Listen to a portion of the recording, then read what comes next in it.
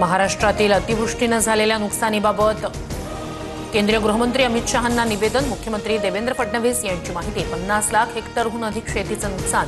एनडीआरएफकडून भरीव मदतीची मागणी। मुख्यमंत्री देवेंद्र फडणवीस दिल्लीत राज्यातील पूरस्थितीबाबत केंद्रीय पातळीवर चर्चेची शक्यता। केंद्रीय कृषी मंत्र्यांसह भाजपच्या वरिष्ठ नेत्यांनाही भेटणार असल्याची माहिती। महाराष्ट्रातील शेतकऱ्यांची शहांना काळजी नाही। अमित शहा आपल्या मुलाच्या कामासाठी आले असतील। शिंदेंच्या बोलण्यावर महाराष्ट्र चालत नाही। संजय राऊतांची टीका। नुकसानग्रस्तांना 5,000 रुपये आणि 35 किलो धान्य वाटपाला सुरुवात। उपमुख्यमंत्री अजित पवार यांची माहिती। प्रशासनाकडून पंचनामे सुरू असतानाच तातडीची मदत देणं सुरू। शेतकऱ्यांच्या कर्जमाफीसाठी मी स्वतः रस्त्यावर उतरेन। नुकसानग्रस्त पाहणीवेळी उद्धव ठाकरेंची घोषणा। हेक्टरी 50,000ची मदत करा। पीएम केअर फंडातून शेतकऱ्यांची कर्जमुक्ती करा। ठाकरेंची मागणी। धाराशिवमध्ये पाहणीवेळी ओमराजे तलाठ्यावर भडकले। खरडून गेलेल्या जमिनीच्या पंचनाम्यानंतर 3 वर्ष मोबदला नाही असं शेतकऱ्यांनी सांगितल्यानं संतापले। जिल्हाधिकाऱ्यांना फोन करून वॉर्निंग देण्याचे आदेश।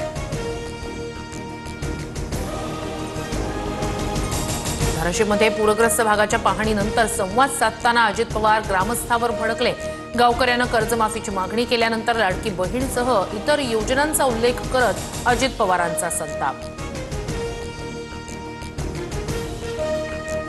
महाराष्ट्राच्या विविध भागात 26 ते 28 सप्टेंबर दरम्यान पावसात वाढ होणार। दक्षिण मराठवाडा आणि मध्य महाराष्ट्रासह कोकणातील घाट परिसरात नद्यांना पूर येण्याची शक्यता। प्रत्येकाला आर्थिक परिस्थितीनुसार आरक्षण मिळावं। उपमुख्यमंत्री अजित पवारांचं वक्तव्य। तर अजित पवारांच्या विधानाशी मी असहमत। आरक्षण हा गरिबी हटावचा कार्यक्रम नाही। भुजबळांचा विरोध। एकनाथ खडसेंचे जावई प्रांजल खेवलकरांना जामीन। पुणे पार्टी प्रकरणात अटक झाल्यानंतर आता पुणे सत्र न्यायालयाकडून जामीन मंजूर। खडसे कुटुंबाला बदनाम करण्याचा हा डाव होता का? एकनाथ खडसेंचा सवाल। डोंबिवलीत काँग्रेस पदाधिकाऱ्याला भाजप कार्यकर्त्यांनी साडी नेसवल्याचं प्रकरण। राहुल गांधींचा प्रकाश पगार यांना फोन। अन्यायाविरोधात लढत राहा, घाबरू नका म्हणत पगार यांना धीर दिला। बीड शहरातील गजबजलेल्या भागात पत्रकाराच्या मुलाची निर्घृण हत्या। नातेवाईक आणि काही नागरिकांचा पोलीस अधीक्षक कार्यालयात ठिय्या। हत्येचं कारण अस्पष्ट। आशिया चषकाच्या फायनलमध्ये भारत पाकिस्तान भिडणार। बांगलादेशला 11 धावांनी हरवत पाकची फायनलमध्ये एंट्री। रविवारी 28 तारखेला भारत पाक महामुकाबला होणार।